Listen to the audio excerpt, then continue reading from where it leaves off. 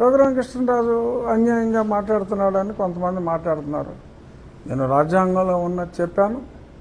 మళ్ళీ మొన్న స్పష్టంగా సుప్రీంకోర్టు చెప్పిందే మళ్ళీ నేను చెప్పాను తప్ప ఇందులో రఘురామకృష్ణరాజు, మాణిక్యాలరావు, వేణుగోపాలరాజు గారు కొత్తగా తీసుకొచ్చి చెప్పింది ఏమీ లేదు. సో కాబట్టి విజ్ఞులైన ప్రజలు ఇది అర్థం చేసుకోవాలని చెప్పి కూడా చాలా స్పష్టంగా చెప్తూ ఇక్కడ అది హిందువులకు సంబంధించిన స్థలము, క్రిస్టియన్లకు ఇందులో ఎటువంటి ప్రమేయము లేదు. గతంలో అక్కడ హిందువులుగా ఉన్నవారు మేము క్రిస్టియన్లుగా మారిపోయాము, అందుచేత అక్కడ రామాలయం బదులు మేము చర్చి నిర్మించుకుంటాము అంటే కుదరదు. అక్కడ బోళ్ళు చర్చిలు ఉన్నాయి. ఆ చర్చిలో మతం మారిన వారు ఓకే, ఎక్కువ శబ్దాలు చేయకుండా మైకులు ఎట్టేసి ఏదో ఎక్కువ గోల చేయకుండా వాళ్ళు ప్రార్థించుకోవచ్చు, తప్పులేదు. గుళ్ళోకి వెళ్ళిన వాళ్ళు ఏంటి మైకులు ఎట్టి ప్రార్థించుకుంటున్నారా? మౌనంగా దండం పెట్టుకుంటారు, ఏమైనా మనసులో కోరికలు ఉంటే కోరుకుంటారు, వచ్చేస్తారు. సో అలాగే పెద్ద పెద్ద మైకులు పెట్టేసి తెల్లడదామున అర్ధరాత్రి పిల్లలు చదువుకోవడానికి వీలు లేకుండా ఎవరో ఇందాక ఆ ప్రబుద్ధుడు మాట్లాడాడు, అతని పేరు నేను క్యాచ్ చేయలేకపోయా. ఏంటి మైకులు పెడుతున్నారని చెప్పి రఘురామకృష్ణరాజు గారు అంటున్నారు. అంటే మీరేమన్నా పెళ్ళిళ్ళు చేసుకుంటే మైకులు పెట్టుకోవట్లేదా అని ఒక వితండవాద ప్రశ్నలు వేశారు. పెళ్ళిళ్ళు చేసుకుంటే మైకులు ఎవడు పెట్టుకుంటున్నారండి? పెళ్ళిళ్ళు చేసుకుంటే ఓకే, ఆ మంత్రాలు ఆ పెళ్లి హాల్లో మంత్రాలు చదువుకుంటారు తప్పితే ఎక్కడైనా మంత్రాలు మైకు పెట్టి రోడ్ల మీద వినపడేలాగా ఎవరైనా మంత్రాలు చదువుకుంటున్నారా? పుల్లో అసలు మైక్ ఎవరు పెడుతున్నాడు ఇప్పుడు? సో ఇలా మాట్లాడటం అది సబబు కాదు. ఎవరి మతం వారు ఆచరించుకోండి. ప్రభుత్వం కొన్ని పరిమితులు పెట్టింది. ఒకవేళ మైక్ పెట్టినా దానికి 35 డెసిబెల్స్ అని పెట్టింది. ఆ 35 డెసిబెల్స్ లో ఉండాలి, కానీ సౌండ్ ఎక్కువ పెడుతున్నారని కంప్లైంట్ ఇస్తే వాళ్ళ మీద SC ST కంప్లైంట్ పెడతాం అని ఇలాగా ఒక రకమైన భయభ్రాంతులకి ప్రజల్ని గురి చేసి రుబాబుగా గడిపేశారు. అలాంటి రుబాబులు చెల్లవు అని డెఫినెట్గా ప్రజల్లో ఒక స్పష్టమైన అవేర్నెస్ అయితే వచ్చింది. ఇప్పుడు అవేర్నెస్ని ఎవరో ఆపలేరు కూడా. ఇన్నాళ్ళు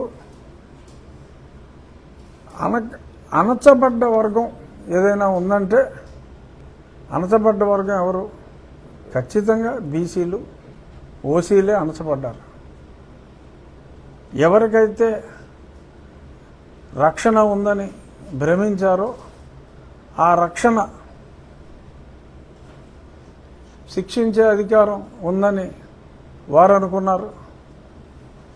వారు చేతిలో పైకి ఓసీలు, బీసీలు కానీ దారుణంగా వారి హింసకి, దొంగ కేసులకి ఇక్కడ గురైన మాట వాస్తవం. సో కాబట్టి అటువంటి హింసలకి ఇంకెవరు మా బీసీ సోదరులు కానీ, ఓసీ సోదరులు కానీ, ఎస్సీ సోదరులు కానీ ఎవరో కూడా గురవరు. ఎస్సీలుగా చలామణి అవుతూ క్రిస్టియానిటీ తీసుకొని ఈ రకంగా కేసులు పెట్టి హింసించు వారికి ఆ రకంగా హింసించడం కుదరదు అనేదే నేను నిన్న ఒక టీవీ ఇంటర్వ్యూలో, 1-2 టీవీ ఇంటర్వ్యూల్లో కూడా చెప్పడం జరిగింది. చెప్తున్నాను, నేను క్రైస్తవ పాఠశాలలో చదువుకున్నాను, క్రైస్తవ కాలేజీలో చదువుకున్నాను. ఆ మతం అంటే నాకు ఎనలేని గౌరవం ఉంది. విశ్వాసం వేరు, గౌరవం వేరు. హిందూ మతం మీద విశ్వాసం, గౌరవం 2 ఉన్నాయి. క్రిస్టియన్ మతం మీద అది కులరహిత మతం. నాకు అసలు కులాల పట్టింపు లేదు కాబట్టి కులాల పట్టింపు లేని మతంగా నాకు క్రిస్టియానిటీ అంటే కూడా ఎనలేని గౌరవం ఉంది. సో కాబట్టి ఎటువంటి మిస్అండర్స్టాండింగ్ క్రియేట్ చేయడానికి ప్రయత్నం చేసిన కొందరు నీల్ కుమార్లు ప్రయత్నం చేసిన ప్రజలు వారి మాటలు విశ్వసించవద్దని, మీకున్న హక్కు ఉంటే నిజమైన హిందూ దళితులకి ఎవరైనా తోటి హిందువు అట్రాసిటీ చేస్తే ఖచ్చితంగా మీరు కేసు పెట్టుకోవచ్చు. ఖచ్చితంగా మతం మారిన వారు ఎవరో కూడా ఎవరైనా కేసు పెడితే చెక్ చేయండి. ఖచ్చితంగా సమాధులు కూడా చెక్ చేయండి. చర్చ్ రికార్డు చెక్ చేయండి. అన్ని ఊర్లోనూ రెగ్యులర్గా చర్చ్కి వెళ్ళే వాళ్ళు ఎవరో రికార్డు మెయింటైన్ చేసుకోండి. సమాధులు కూడా వెరిఫై చేసి ఏ ఊరు ఊరు ఆ ఊరోళ్ళ మీద పెడతారు కదా, ఆ ఊర్లో ఉన్న సమాధిలో ఎవరెవరి పేర్లు వాళ్ళ తల్లిదండ్రుల పేర్లు ఆ సమాధిలో ఉన్నాయో చూడండి. ఆ చర్చికి వెళ్ళే వాళ్ళు 4 ఫోటోలు తీసుకోండి. అవన్నీ కూడా రికార్డు ఉంచుకోండి. రికార్డు ఉంచుకుంటే వారెవరికి కేసులు పెడతానికి లేదు. మనం మాట్లాడేది ఆ కేసుల వరకే మాట్లాడుతున్నాం.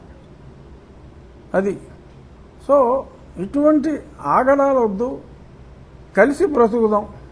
Please subscribe to Leo News for more videos.